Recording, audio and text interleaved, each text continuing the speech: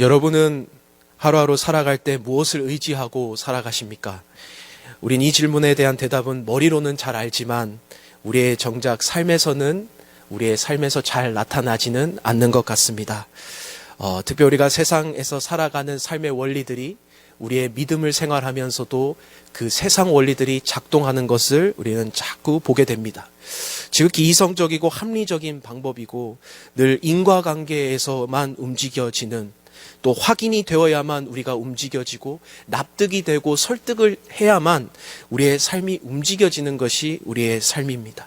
그래서 우리의 많은 시간 세상에서 배운 지식이나 학문을 의지하고 노하우를 의지하고 또 그러한 우리의 과학이 지배하고 이성이 지배하는 삶을 우리는 살아가고 있습니다. 그렇게 또 우리는 우리의 자녀들도 그렇게 교육을 시키고 우리의 교회에서도 그렇게 교육을 합니다. 때론 세상은 지식으로 일하지만 교회는 지혜로 일하는 곳입니다. 지식은 사람들이 배워서 쌓아가는 곳이 지식이고 지혜는 하나님께로부터 오는 것이 지혜일 줄로 믿습니다. 유진 피터스는 메시지 성경에서 고린도전서 1장 19절 내가 지혜 있는 자들의 지혜를 멸하고 총명한 자들의 총명을 폐하리라 한 이 말씀을 이렇게 설명하고 있습니다. 이것이 하나님께서 일하는 방식입니다. 내가 세상의 지혜를 뒤집어 엎고 전문가라는 자들이 얼마나 정신 나간 사람인지 폭로하겠다. 굉장히 강력한 메시지죠. 하나님을 의지하지 않고 세상의 전문가와 지식을 의지하는 사람들을 향하여 하나님께서는 이렇게 선언합니다. 세상의 전문가들이라고 하는 자들이 얼마나 정신 나간 자들인지, 얼마나 헛된 것인지 너희들에게 폭로하겠다라고 말씀하시는 겁니다. 여러분, 그래서 하나님께서 사용하시는 방식이 어떠한 방식입니까? 바로 우리의 삶에서 하나님을 의지하는 자를 사용하시는 것이 바로 하나님의 방법일 줄로 믿습니다. 세상에서 방법 찾고 지혜를 구하고 또 서로 삼삼오오 정보를 얻고 이걸 보고 내가 세상의 지혜를 잡고 전문가라고 하는 사람들, 여러분 그것이 얼마나 헛된 것인지를 성경에서는 너무나 우리에게 잘 알려주고 있습니다. 저희가 읽고 있는 사사기에는요, 사사기에 등장하는 앞절에서 왼손잡이 에웃이라는 사람이 등장하고 또 여성 사사인 드보라가 또한 등장합니다. 오늘 등장하는 인물인 가장 약한 지파의 약한 가문 출신인 기드온도 등장합니다. 여러분 이 사람들은요, 세상에서는 장수로 뽑지 않는 사람들입니다. 그런데 여러분, 이게 세상의 원리와 조건을 가지고 승리한 케이스도 아니고 그러한 사람들로 세운 사람들이 아닙니다. 어떠한 원리로 작동이 되었습니까? 믿음의 원리, 신앙의 원리로 작동이 되었다는 것이죠. 하나님을 의지하는 사람들을 하나님께서 사용하시고 그 사람을 통하여 이 백성을 구원하셨던 하나님의 원리를 우리는 발견하게 됩니다. 신앙의 원리는 세상과 다르게 접근되어져야 됩니다. 세상과 다른 조건으로 따라가며 하나님을 의지하는 백성들에게, 하나님을 의지하는 사람들에게 주어지는 은혜이고 기적이며 선물입니다. 우리는 이것을 놓칠 때가 참 많은 것 같습니다. 오늘 이 본문을 통하여서 하나님께서 우리에게 주시는 메시지를 발견하는 은혜의 시간이 되시기를 간절히 축복합니다. 오늘 본문에 등장하는 인물은 기드온이죠. 사사기 6장에서 하나님의 부르신 사명을 처음에는 머뭇거렸지만 결국은 순종하여 그 본문에서 이스라엘 백성들을 쳐들어온 미드안 군대와 이렇게 전쟁하는 자리까지 나오게 된 사람이 바로 이 기드온입니다. 여러분, 이스라엘군에서 네 지파에 32,000명의 군대를 모아서 이제 그 전쟁을 앞두고 있는 상황이 바로 오늘 본문의 첫 시작점입니다. 그 32,000명의 군대로 누구를 맞섰습니까? 미디안 군대 13만 5천 명입니다. 여러분, 숫자에 우리가 좀 약하죠. 제가 잠깐 설명을 드리면 이스라엘 군인 한 명이 1대 5로 싸워야 하는 군대였습니다.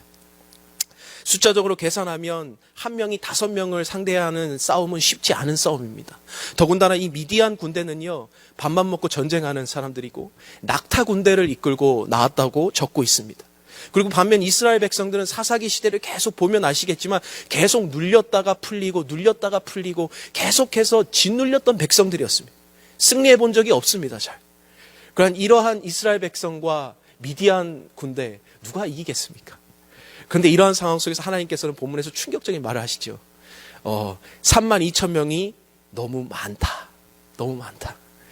할 수 없이 하나님의 말씀을 듣고 기도는 어떻게 합니까? 32,000명 중에서 두려워 떠는 사람들을 돌려보냅니다. 두려워서 이 전쟁에 참여하고 싶지 않은 사람 다 돌아가라고 말합니다. 그래서 32,000명 중에 22,000명이 돌아갔더니 10,000명이 남았습니다. 여러분, 다시 숫자가 좀 잘 안 와닿을 것 같아서 이제는 1대5가 아니라 1대14로 싸워야 합니다. 우리가 옛날에 무용담 우리 하시는 분들 있죠. 1대17로 싸워서 이겼다. 그런 전쟁입니다. 지금 1대14로. 한마디로 힘들었던 전쟁에서 거의 불가능에 가까운 전쟁이 되어버렸습니다. 근데 여러분 4절을 보면요, 하나님께서는 3분의 1로 줄어든 이 군사에서 이스라엘 군대가 여전히 많다라고 하십니다. 많다.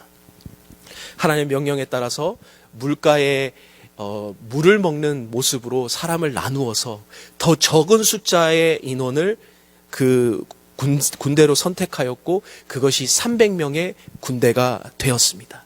여러분, 이때 우리의 이 기도원의 기분은 어떠했겠습니까? 또 이스라엘 백성들은 어떠했겠습니까? 32,000명으로 시작되는 이 군사의 모집이 300명으로 끝났습니다. 그 300명이라는 것은 100분의 1이 남은 숫자예요. 그리고 99%가 집에 돌아가고 1%만 남았어요, 지금. 그 1%를 가지고 13만 5천 명을 450대 1의 싸움을 해야 되는 거예요. 이제는 지금은 불가능에 가까운 싸움이 아니라 이거는 안 되는 싸움입니다. 450명은 청소년들만 나와도, 어린아이들만 나와도 450명 이기기 힘듭니다. 근데 이 과정을 통하여 하나님이 만들어 가시고 몰아가시면서 이러한 결과를 만드신 하나님께서 우리의 결과는 아시죠? 전쟁의 결과 어떻습니까? 승리였습니다. 기드온과 300명의 용사들이 13만 5천 명을 이겼는데요. 그것도 300명의 군사는 단 한 명도 죽지 않고 다치지도 않는 그러한 승리를 하고 돌아왔다는 사실은 우리는 잘 알고 있습니다. 여러분, 이 스토리가 우리에게 주시는 핵심은 무엇입니까? 바로 하나님을 의지하였더니 말도 안 되는 상황이었지만 결국에는 기적을 보게 되더라는 것입니다.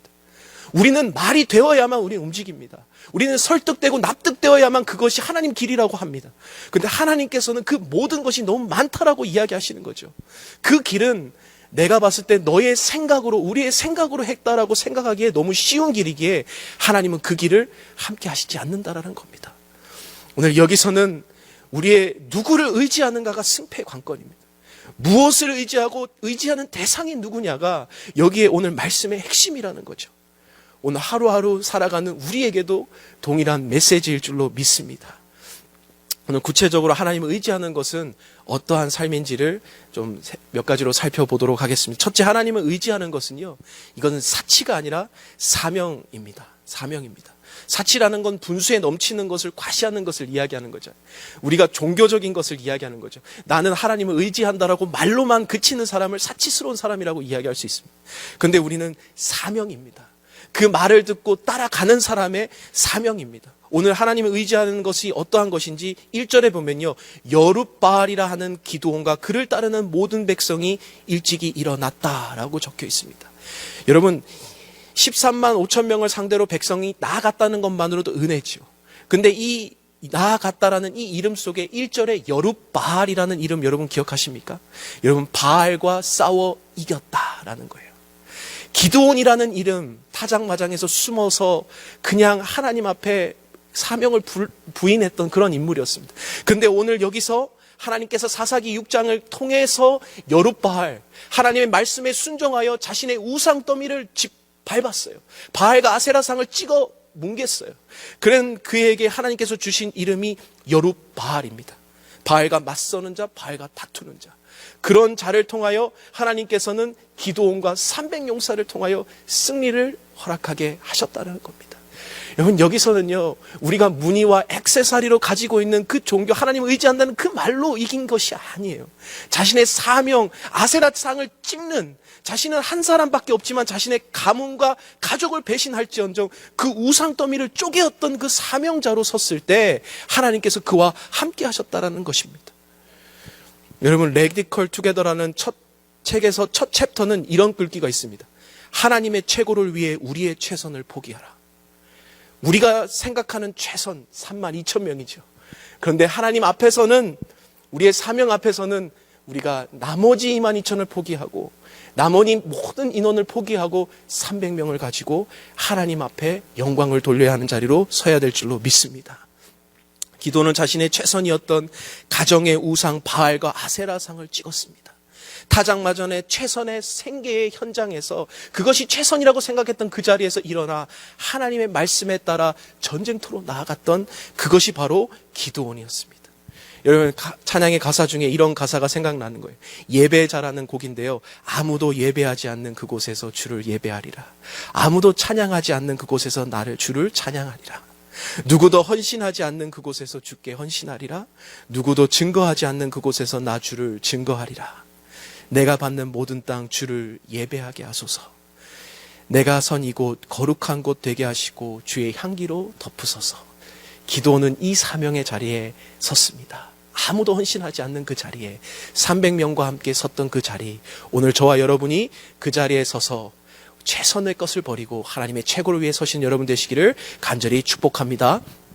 두 번째로는 하나님을 의지하는 것은 두려움이 아니라 믿음입니다. 믿음. 1절에 보면요, 모든 백성이 일찍 일어나 하롯샘 곁에 진을 쳤다라고 하고 있습니다. 하롯샘이라고 하는 이 하롯은요, 떨림, 두려움이라는 뜻을 가지고 있습니다. 근데 여러분 3절에 보면요, 두려워 떠는 자라고 적혀 있거든요. 두려워 떠는 자들이 동일한 단어가 바로 이 하롯입니다. 두려움의 상징과 같은 곳에서 두려운 자들을 다 돌려보내시면서 한다는 것은 무슨 의미입니까? 두려움이 생길 수 있지만 두려움을 제거하지 못한다면 하나님의 결국 기적을 바라보지 못했던 나머지의 사람들이었어요. 결국 기적을 바라볼 수 있었던 사람은 그 하나님과 함께했던 300명의 용사였습니다. 하나님에 대한 확고한 믿음이 있는 자들만 하나님의 전쟁에 참여할 수 있었습니다. 여러분, 기도는 두렵지 않았을까요? 기도는 지금까지 있으면서 두려움이 없었습니까? 여러분, 우리가 가장 경계해야 할 것은요, 우리의 상황과 환경이 아닙니다. 상황과 환경을 가지고 들어오는 두려움이라는 놈이에요. 두려움이라는 놈이 우리의 마음을 점령하여서 두려웁니다. 그것은 내 자녀, 내 가족, 내 직장, 내 주변의 병, 그 모든 것을 뛰어넘어 그것을 변장하고 가지고 들어와서 내 마음을 점령해버립니다. 그래서 두려움이라는 것을 우리는 경계하고, 이 두려워하지 말라라고 하는 것은 하나님의 명령이었습니다. 내 마음을 지킬 수 있는 유일한 것은 두려워하지 말라라는 거죠. 그것이 바로 가나안 땅에 들어가는 여호수아에게 주신 하나님의 명령이었습니다. 이건 권면의 사항들이 아니었습니다. 우리의 마음을 지배하러 들여온 이 두려움이라는 놈, 여러분, 이것을 우리는 지켜내야 할 줄로 믿습니다. 하나님은 대책 없이 두려워하지 말라고만 한 것이 아니죠. 내가 어디로 가든지 내가 함께 할 것이다. 함께 하신다는 하나님의 약속을 붙잡으면, 그 말씀에 순종하면 순종이 내 안에 들어오게 되고 두려움은 떠나가는 것이에요. 근데 우리는 두려움을 붙잡고 있고 순종하지 않는 거죠. 그것이 우리의 삶의 정말 문제라는 것이죠. 기도는 두려웠지만요, 발걸음이 떨어지지 아니했지만 순종하였다는 거예요. 그 자리에서 돌아가지 않았습니다. 하나님께서 300명을 남겼는데도 도망가지 않았어요. 그리고 순종할 때 능력이 나타났습니다. 순종할 때 두려움이 물러갔습니다. 오스왈드 챔버스는 하나님을 두려워하면 아무것도 두려운 게 없지만 하나님을 두려워하지 않으면 모든 것이 두려워진다라고 말하고 있습니다. 우리가 순종해야 할 대상, 그분을 두려워하고 그분께 순종하면 우리의 삶에 기적이 나타납니다. 우리는 그것을 알지 못하고 때로는 간과하고 있다는 것이죠. 오늘 우리의 삶 가운데 정작 두려워해야 할 대상인 하나님을 두려워하고 믿음을 선택하여 두려움을 몰아내시는 여러분 되시기를 간절히 축복합니다. 마지막 세 번째는, 하나님을 의지한다는 것은 우리의 강함이 아니라 약함을 드러내는 것입니다. 강함이 아니라 약함을 드러내는 것이에요. 2절 말씀을 보면요, 왜 우리의 백성이 너무나 많다고 했습니까? 이는 이스라엘이 나를 거스러 스스로 자랑하기를 내 손이 나를 구원하였다 할까 함이니라. 이게 구약 성경 전체에서 하나님께서 이스라엘 백성에 주는 교훈이에요. 너희는 맨날 스스로 교만하고 너희는 맨날 스스로 잘했다고 얘기하고 하나님 없이 살아가는 너희들 백성들 32,000명을 하나님이 300명으로까지 줄여서 하나님의 기적을 보이게 하신 이유는요, 하나님밖에 없다라는 거예요. 우리의 살면서 단 1%밖에 남기지 않으면서도 이길 수 있게 하는 거는요, 인간의 방법이 단 1%도 먹히지 않는 거예요. 300명의 용사로 32,000명을 이기려면 인간의 방법 단 1%도 머리가 돌아갈 수 있는 상황과 여건이 아무것도 아니라는 거죠. 하나님은 오늘 우리에게도 이렇게 말씀하십니다. 너의 군사가 너무 많다. 너가 가진 게 너무 많다. 오늘 너가 가지고 있는 것, 내 백업 플랜이 너무 많고 하나님께서 보내시는 것 말고도 생각하는 것이 너무 많다라는 거예요. 여러분, 오늘 우리의 삶 가운데 우리 교회에서 이런 일이 없습니까? 사역을 하면서도 이런 일이 없습니까?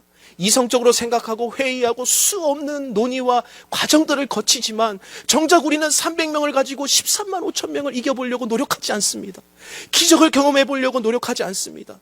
근데 교회는 정작 죽은 자가 살아나며 이 기적을 체험받고 기적을 바라봐야 하는 곳이 바로 교회일 줄로 믿습니다.